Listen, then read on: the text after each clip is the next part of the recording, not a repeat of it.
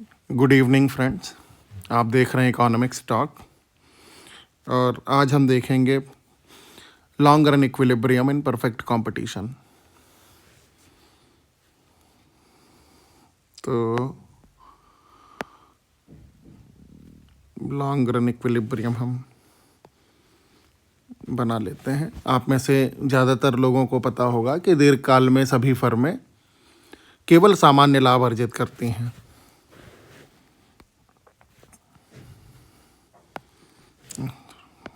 और आज हम ये तो देखेंगे ही कि दीर्घकाल में सभी फर्में केवल सामान्य लाभ ही अर्जित करती हैं।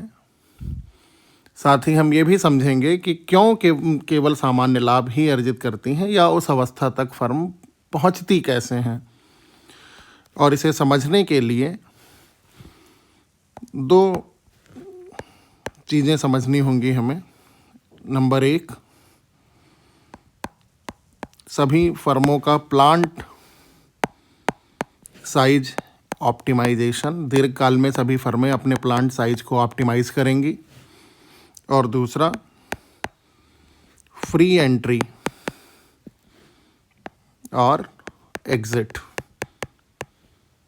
इन दोनों के आधार पर फर्मों का दीर्घकालीन संतुलन स्थापित होता है। तो हम इन दोनों बातों को एक एक करके देख लेते हैं अपने चित्र में।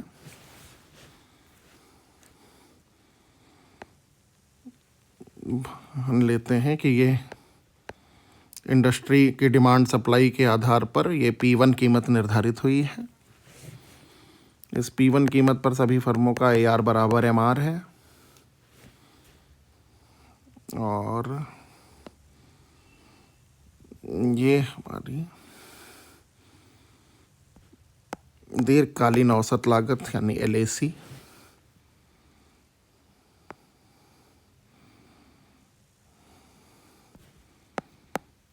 ये LMC वक्र।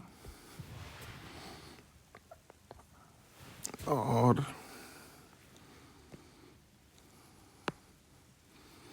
जैसा कि हम जानते हैं कि LAC वक्र जो है वो एक एनवेलप कर्व भी कहलाता है, यानी कई सारे अल्पकालीन लागतों से मिलके बनता है। LAC वक्र के प्रत्येक बिंदु पर कोई ना कोई अल्पकालीन औसत लागत SAC वक्र स्पर्श करता है।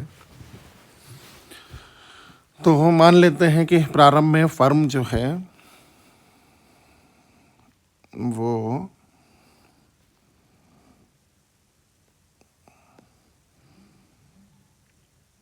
अल्पकाल में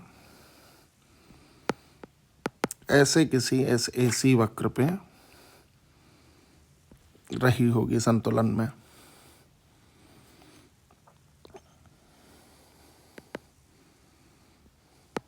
SMC।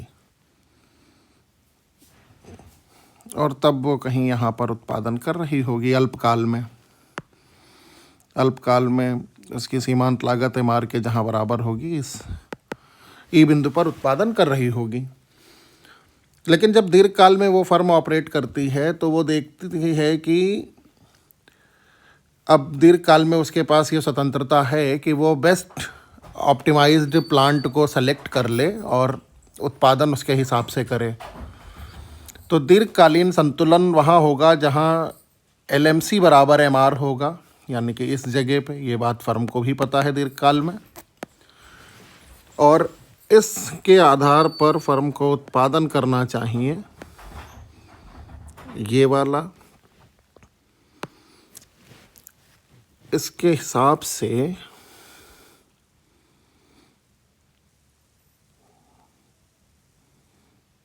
फर्म जो है वो इस जगह पर फर्म का कोई औसत लागत वक्र इस तरह से होगा।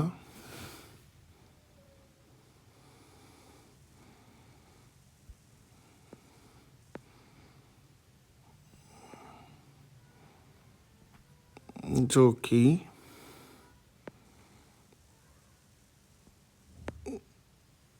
ऐसे।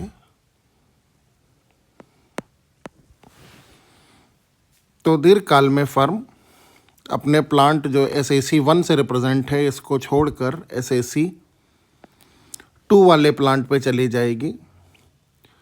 और ऐसा क्यों कर रही है? क्योंकि दीर्घकालीन संतुलन एलएमसी के हिसाब से एलएमसी बराबर एमआर के इस बिंदु पे होना चाहिए। तो इस बिंदु से संबंधित जो बेस्ट प्लांट साइज होगा वो फर्म सेलेक्ट करेगी और उस प्लांट साइज पे ऑपरेट करके इस मात्रा में प्रोडक्शन करना शुरू कर देती है। चूँकि फर्मों को बाज़ार के बारे में भी पूर्ण ज्ञान है, तो सभी फर्में जब इस तरीके से व्यवहार करती हैं कि सभी फर्में दीर्घकाल में अपने प्लांट साइज को ऑप्टिमाइज़ करना शुरू करती हैं और धीरे धीरे करके जब सारी फर्में इस बड़े प्लांट पे चली जाएंगी, एसएसी 1 से शिफ्ट होकर एसएसी 2 पे चली जाएंगी, तो एक तो बाज़ार में कुल उत्पादन बढ़ जाएगा, यानी कि बाज़ार की पूर्ति भी बढ़ेगी इससे, और इस जगह पर भी सभी फर्मों को इतनी मात्रा में लाभ हो रहा होगा और यहीं पे प्रॉफिट मैक्सिमाइजेशन हो रहा होता है फर्मों को। तो इतनी ज़्यादा मात्रा में लाभ हो रहा है, तो एक काम तो पूरा हो गया कि सभी फर्में अपने प्लांट को ऑप्टिमाइज़ करेंगी, जिससे बाज़ार में सप्लाई बढ़ जाएगी। इसके साथ ही साथ इस एक्सेस प्रॉफिट से अट्रैक्ट होकर नई नई फर्में इस इंडस्ट्री में अब एंट्री करना शुरू करेंगी और उस एंट्री के कारण बाज़ार में सप्लाई और ज़्यादा बढ़ जाएगी। और इससे होगा क्या कि जब सप्लाई और ज़्यादा बढ़ जाएगी बाज़ार में, तो उद्योग की कुल जो सप्लाई है वो बढ़ जाएगी और अंततः कीमत में कमी आने लगेगी। तो जो मांग और पूर्ति के माध्यम से ये कीमत पहले जो तय हुई थी P1, इन दोनों ही कारणों से, एक तो फर्म का प्लांट साइज ऑप्टिमाइज हुआ और दूसरा नई नई एंट्री उद्योग में हुई हैं। क्योंकि असामान्य लाभ बहुत ज़्यादा था, जिससे नई नई फर्में अट्रैक्ट होकर उद्योग में प्रवेश करती हैं और इन सब के कारण बाज़ार में जो उद्योग में सप्लाई है वो बहुत ज़्यादा तेज़ी से बढ़ जाएगी, जिससे ये कीमत तय हो जाएगी। और जब ये कीमत तय होगी तो सभी फर्मों का AR/MR इस तरह से नई कीमत P2 पे आएगा और इस दीर्घकालीन औसत लागत वक्र के न्यूनतम बिंदु पर संतुलन हो जाएगा, जहां पर किसी भी फर्म को ना तो लाभ होगा ना तो हानि। सभी फर्में केवल सामान्य लाभ अर्जित करेंगी। ऐसा हो सकता है कि इस प्रोसेस में सप्लाई और अधिक बढ़ जाए तो ये प्राइस और कहीं अधिक नीचे चला जाता और सभी फर्मों को हानि होती, तो फिर इस हानि के कारण कुछ फर्में फिर से बाज़ार छोड़ के, चाहे उद्योग को छोड़ के चली जाती, तो फिर से सप्लाई वापस से कम होकर यहीं पे आ जाएगी, जहां पर सभी फर्मों का जो मांग वक्र है वो दीर्घकालीन औसत लागत वक्र को स्पर्श करता हुआ उसके न्यूनतम बिंदु से जा रहा है। यहीं पर MR बराबर MC वाली कंडीशन पूरी हो रही है, तो संतुलन यहाँ पे हुआ। चूँकि और ज़्यादा फर्में प्रवेश कर चुकी हैं यहाँ की तुलना में, इस जगह से यहाँ तक फर्में और बढ़ चुकी हैं, इसलिए प्रत्येक फर्म का उत्पादन घट गया है पहले से, क्योंकि फर्मों की संख्या बढ़ गई है। और अंततः इस जगह पर संतुलन हो जाएगा, किसी भी फर्म को ना लाभ होगा ना हानि होगा, सभी फर्में केवल सामान्य लाभ अर्जित करेंगी। और इस संतुलन की स्थिति में हम एक चीज़ और भी देख सकते हैं कि जो संतुलित कीमत P है वो बराबर है LAC के, ये बराबर है LMC के।